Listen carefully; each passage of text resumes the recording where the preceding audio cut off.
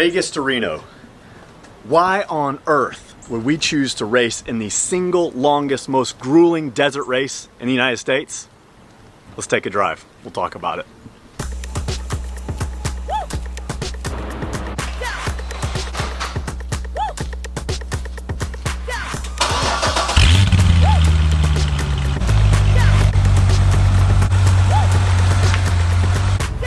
So why Vegas to Reno?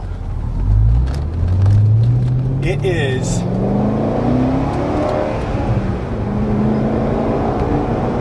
simply is a legendary event. It's a bucket list. Let's talk about the history of Vegas to Reno. This race is 26 years old. It's 550 miles from Sin City to the biggest little city. It's a point-to-point race, which means no laps. So you have to provide your own chase team, chase crew. Now what about Ultra 4 in this event? Well, in the last 4 years, there have been 10 attempts by Ultra 4 drivers to complete this race. Only 5 were successful. Of those 5, the fastest time was Casey Curry, and he ran it in 11 hours. And so if you take the average of the 5 finishing times, it comes out to 13 hours. So what does that mean for me? Well, 13 hours in the driver's seat is a long time. My hope is leading up to the race, I can reach out to friends and fellow drivers in the racing community for all the inside information that I can get.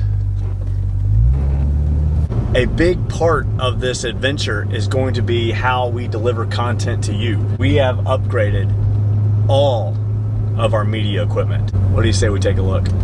One of the ways we're going to do this differently for Vegas to Reno is deliver higher quality content. This is the JC4410 social media content creator package. We have new GoPro camera. This is all new audio, so we sound better. This actually is just a light up keyboard I thought was super cool. MacBook Air for editing, 27-inch 4K monitor. This is the magic. Canon Content Creator Kit. You wanna take a look? That's just a charger. This is a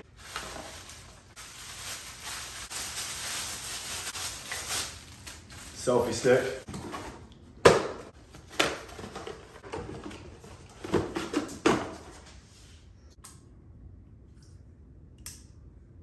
And here we go. Hey guys, it's me. Jay Callaway, driver of the 4410 Ultra 4 car. There's been a lot of chit chat about the race car. I think it's about time we checked it out.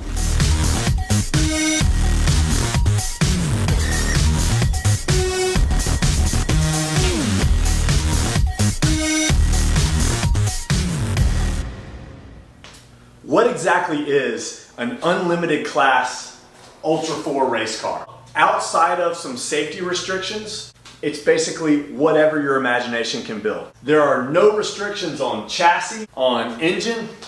Actually, the engine's in the back of this car.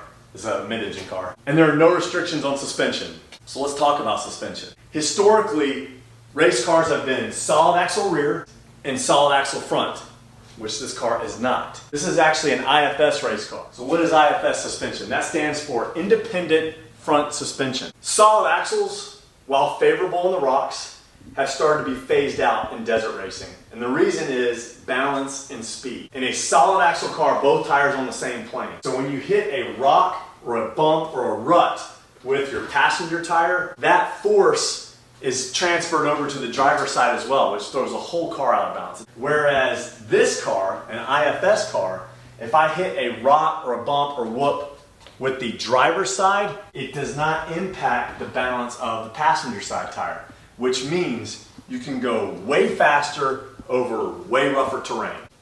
You want to hear it?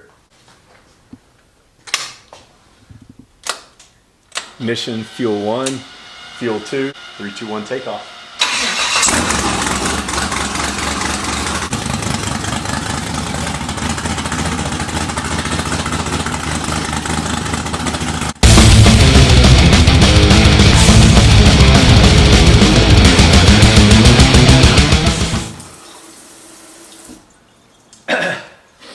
yeah.